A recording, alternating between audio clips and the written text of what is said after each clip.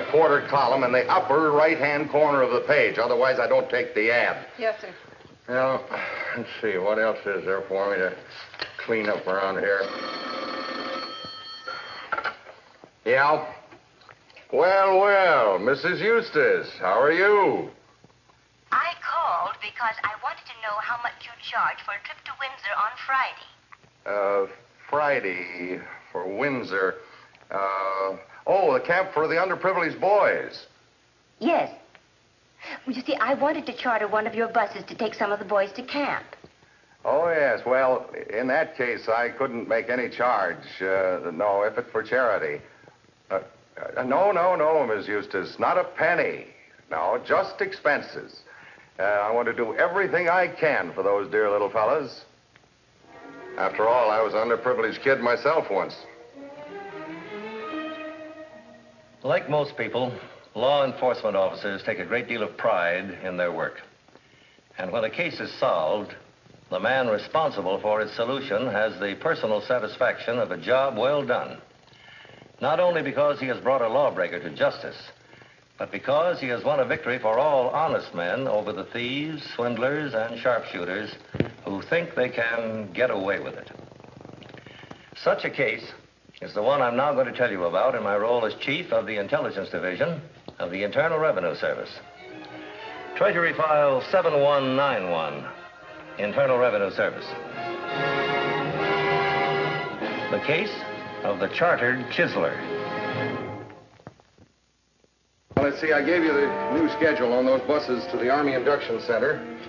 And we've got 4 trips next week to Mount Gilpin for the hotel. Well, that takes us to the middle of the month, doesn't it? Yes. What about Mrs. Eustace? Oh, yes, Mrs. Eustace and those monsters she's taking to camp. Well, I think I can squeeze Crawford in on that run. I'll take him off the sightseeing tour for that day and use Hobart. Do you have to? What do you mean? Why do you always switch Crawford's schedules around so we can drive for Mrs. Eustace? I notice you do it for all the other women's organizations, too. He's our best driver, kid. He knows how to handle those old biddies. Besides, they always ask for him. Oh, I see. This, Crawford's a pretty handsome guy. He's got a way with the women. You know him? Yes, I know him. I've seen him once or twice. You've been out with him, too, haven't you, Louise? Yes, I've been out with him. What's the matter with me, baby? Why do you always have to turn me down on dates and go out with that guy? 15 times I have to ask you to go to dinner with me or go to a show. Or... There you go again. Every time I get close to you, you run away from me. What for? What are you afraid of? I used to have secretaries that'd give the world to be on the good side of the boss. Well, what makes you so different? I'd better get these letters off, Mr. Malone. No, wait a minute. I don't like to talk to you like this, Louise. I want to do nice things for you. I want to take you out to nice places. I want to spend money on you, maybe put a ring on your finger. I'm that nuts about you. Don't ever do that to me, Mr. Malone. Don't you ever put your hands on me again. I'm sorry, baby. I couldn't help it. Well, yes, I agree that for a man who owns a fleet of charter buses, Malone appears to be reporting a relatively small income. And yet there's nothing in his returns that looks particularly suspicious to me. What caught your eye, Logan? Sit down. His deductions for charity, Chief. In every case, his contributions were directly connected with his business dealings. If he contributed to a church, that very same church used his buses. If it was a woman's charitable organization, well, they chartered his buses, too. Well, there's nothing very unusual about that, Logan. He'd have reason to contribute money to organizations which patronized him. Yes, be good business, I suppose, but if a man gives almost $1,600 a year to charity, don't you think it's strange that he doesn't contribute 1 cent to the Red Cross or some other organization that he doesn't directly do business with? I mean, if a man is that charitable, wouldn't it show up someplace else? Yes, I think maybe you've got something there, Logan. All right.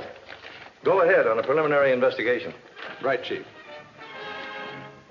In order to determine whether or not Ed Malone had been making more money than he reported on his income tax returns, Agent Logan began a preliminary investigation of Malone's standard of living, the type of house he owned, the clubs he belonged to, the restaurants he frequented, and the sort of purchases he made in local stores.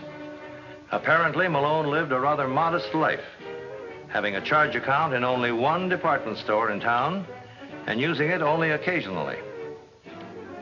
However, there was a charge account in this very same store for a man who had given Malone as a credit reference.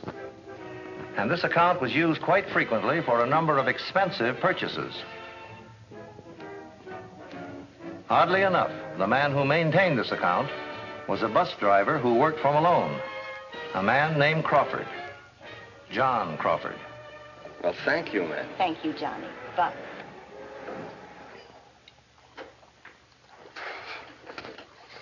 You don't have to count it out for me. I know how much Mrs. Eustace paid you. Just put it in with the rest of the receipts and make a deposit for me in the morning. Right. Oh, one more thing, Johnny. I think I've mentioned this to you before about Louise. What about her? She ain't right for you, kid. Stay away from her. What do you mean?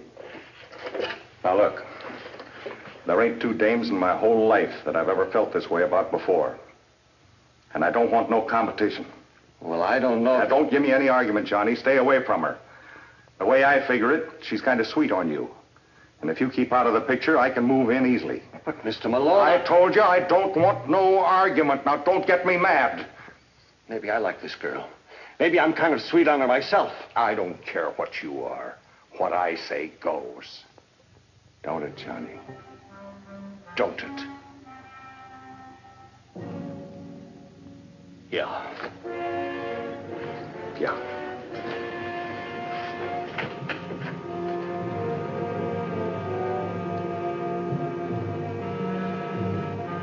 Johnny? Honey, I told you not to meet me here. Do you want somebody to see us? I don't know what I want. What's the matter? What isn't the matter? Do you know what it's like to be in an office all day long with a man like Malone? Why can't we just tell him that we're in love with each other and we want to be married? He wouldn't like it. He'd go through the ceiling if he knew we were going around with each other. Then let him. What difference does it make how mad he gets? We don't have to suit him, Johnny. Remember, you're just working for the man. You're not his slave. All he can do is fire you. I wouldn't like him to fire me. I need the work. Oh, Johnny, you can get another job. We both can. Then we don't have to put up with all this. How do you suppose I feel? Meeting you on the sly all the time. Pretending I don't know you in the office. Sneaking outside to call you up. I love you, Johnny. I love you. You think I can go on like this? We just have to mark time for a little while. Then we'll save enough and we'll get married. Then we'll walk out on him alone whether he likes it or not. Well, why can't we do that now? Well, because he pays good money, and nobody else in this town would pay me the dough I get from him. Is that the only reason you want to stay? Of course. What other reason could there be? In an effort to approximate the gross income of Malone's chartered bus service, Agent Logan checked with all the sources of income listed on Malone's tax returns. The clubs, the schools, and particularly the men's and women's organizations with which he did the bulk of his business. By investigating these organizations, Logan learned that, oddly enough, in a great many instances, Malone's drivers were paid in cash. we always pay in cash. Mr. Malone gives us a discount for paying in cash. A rough estimate of Mr. Malone's gross income revealed that over a period of 3 years, he had reported some $200,000 less than he actually took in. It was then that we decided to make a full investigation. Louise, Tell Johnny Crawford I want to see him. I'll wait right here for him. Yes, sir.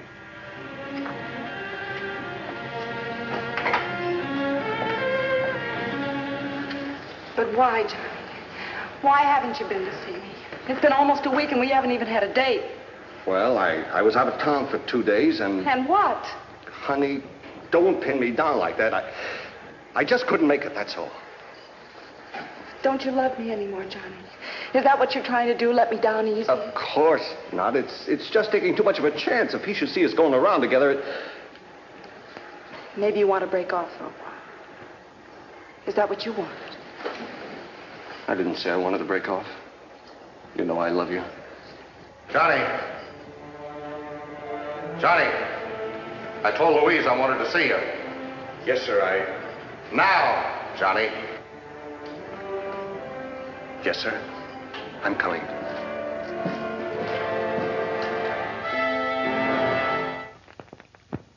Well, no, not at all, Mr. Logan. I don't mind you going over my books, but going over my books is one thing. Spending 2-3 days, after all. I'm sorry it's taking so long, Mr. Malone. But what's up? I always file my returns and pay my taxes. Yes, certainly. Well, I guess that'll be all for today. But you haven't answered my question. Look, I've been a pretty decent guy about all this. I got a right to know. You'll know, Mr. Malone. But if I've made any mistakes, I'd like to correct them. What mistakes would you like to correct, Mr. Malone? Well, These books have all been audited, haven't they?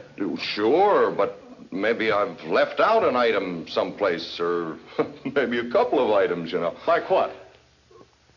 You've reported everything on your tax returns, haven't you? Well, certainly I have. Well, then there's nothing to worry about. Goodbye, Mr. Malone. I'll be back in the morning. Louise, come in here a minute, will you?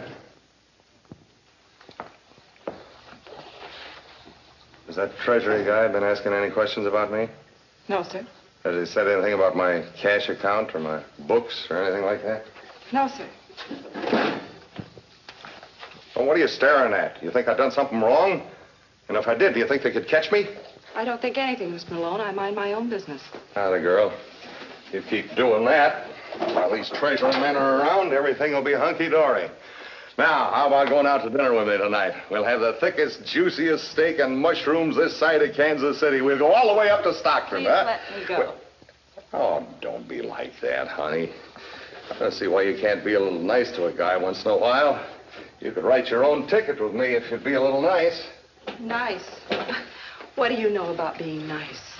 You never did anything kind or decent for anybody in your whole life. Maybe I'm about to change. And that'll be refreshing, and maybe you'll let me alone. Why don't you leave Johnny alone, too? What are you trying to do to him? Why are you trying to break us up? Ah, forget Johnny Crawford, honey. He can't do nothing for you, not the way I can. He's just a two-bit punk I picked up from off the street and made a driver out of. I could step on him like a bug. And what could he do to you? Are you kidding? You're using him, aren't you? Every time there's a cash collection, you use Johnny. There must be some reason for it. Look, you told me you was minding your own business. This is my business. Anything to do with Johnny is my business. If he wasn't doing something crooked for you, he wouldn't be so afraid of you. Louise, this kind of talk's going to get you into trouble. You've got to learn to keep your mouth shut. So you can keep on with your crooked schemes? So you can keep Johnny from trying to see Shut me? up, you little dope. I ain't got no crooked schemes, and don't you run around saying I have. Please, you're hurting my arm. All right. Keep your trap shut. I warn you, Louise. I can make a lot of trouble for Johnny Crawford if I want to. If you don't behave yourself, believe me, I will.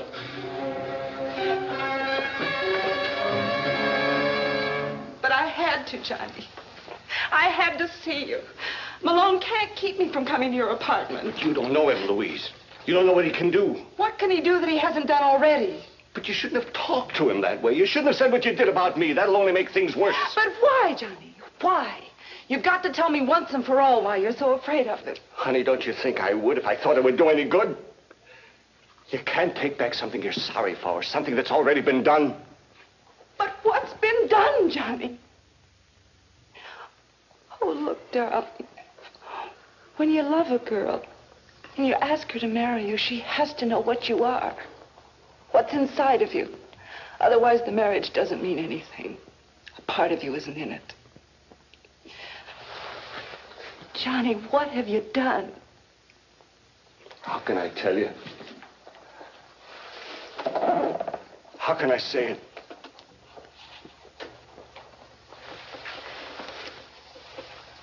Is it that bad, honey? Louise, I killed a man.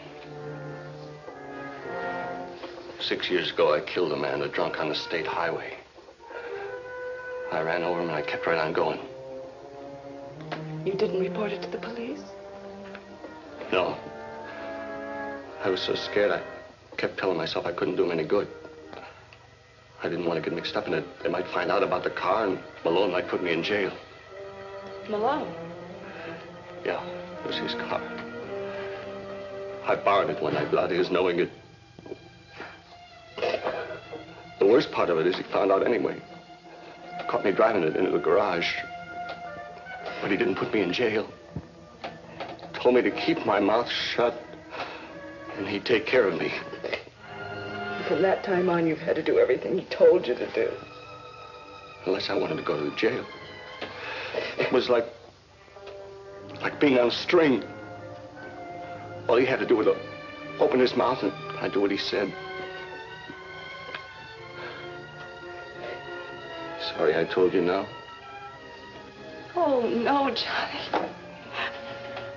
I'm not sorry you told me. Just sorry for you. Discrepancies.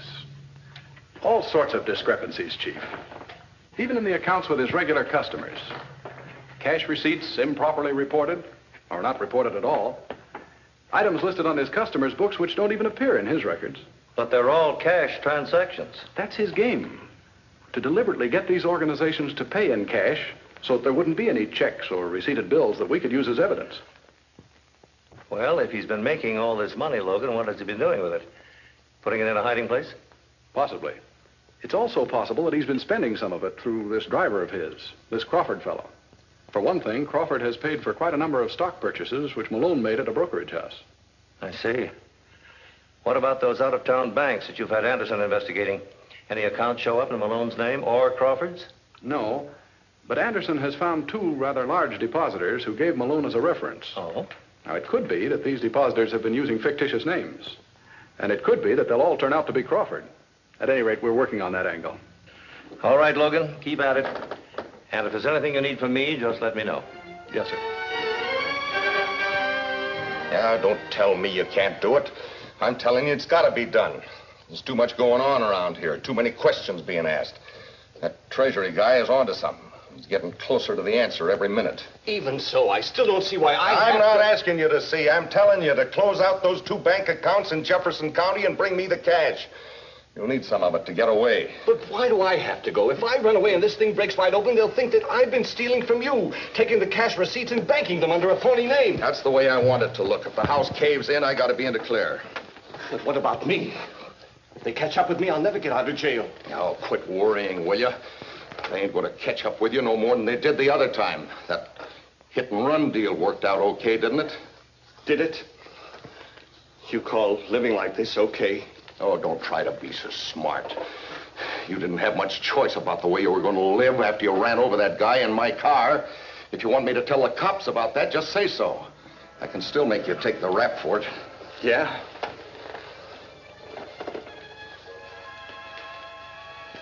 Well, maybe I can make you take the rap for a few things, too.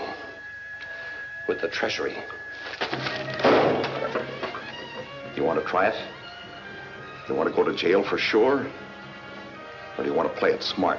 Get out of town for a while till this thing blows over. Which is it, Crawford? 5, 10 years in jail? Or a chance to walk away from it?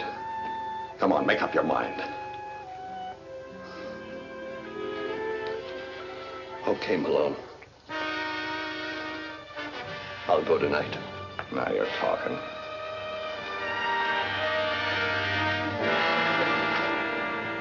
That's right, Chief. We tailed Crawford going into both of those Jefferson County banks, and he closed out both of the accounts. No, sir, there's no question about it. We have samples of the handwriting. Yes, sir, I'll do that right away. You can't do it, Johnny. I'm not going to let you throw your whole life away. It doesn't matter. My life isn't worth much anyway. If you were really for me, you wouldn't be standing around telling me not to go. You'd come with me. And help you run away from something you can't ever run away from. Don't you know what it would be like? Haven't you had 6 years of it? But this time it'd be different. We'd be together. We'd be married. Married to what? A prison term hanging over your head? Cops and Treasury men following you all over, moving from town to town to get rid of him? And from Malone, too? Well, what else is there to do? What you should have done in the first place, what you still have to do. Give myself up? Johnny, look, you do something wrong, you have to pay for it. Then you can start all over again, all fresh and new, with a chance of making a decent life for yourself. Sure. It's easy to say, but what's it like to do? What's it like to be in jail for 5 years? 5 years. You say it in a second. 5 years. But living it every day, every minute. It's the only way, Johnny. I'd be living it too, waiting for you. You would wait?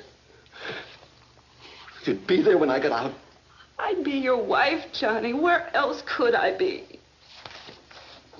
I wasn't such a coward. If I could just... Do it, honey. Tell him. Call him on the phone right now and tell him it's your only chance. Then you'll be rid of it once and for all, and you wouldn't ever have to be afraid again. All right. All right, I'll call him. I'll call him right from here.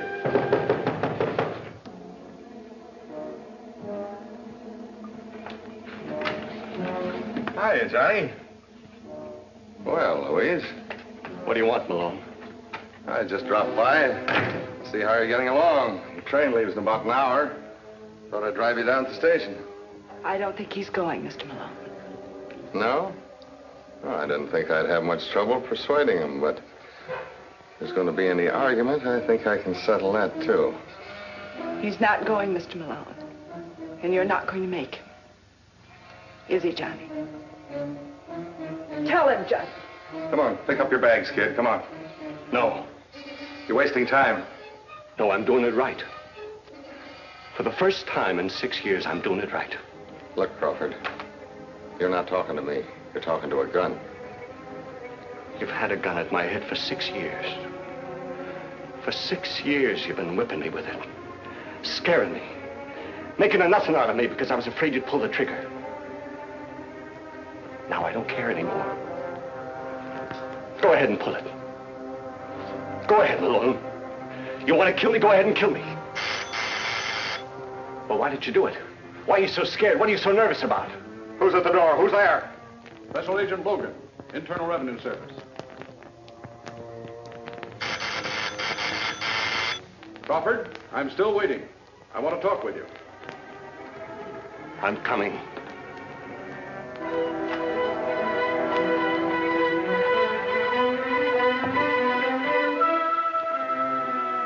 I got a lot to tell you, mister. A lot to tell you. All right, Crawford. You can start right from the beginning.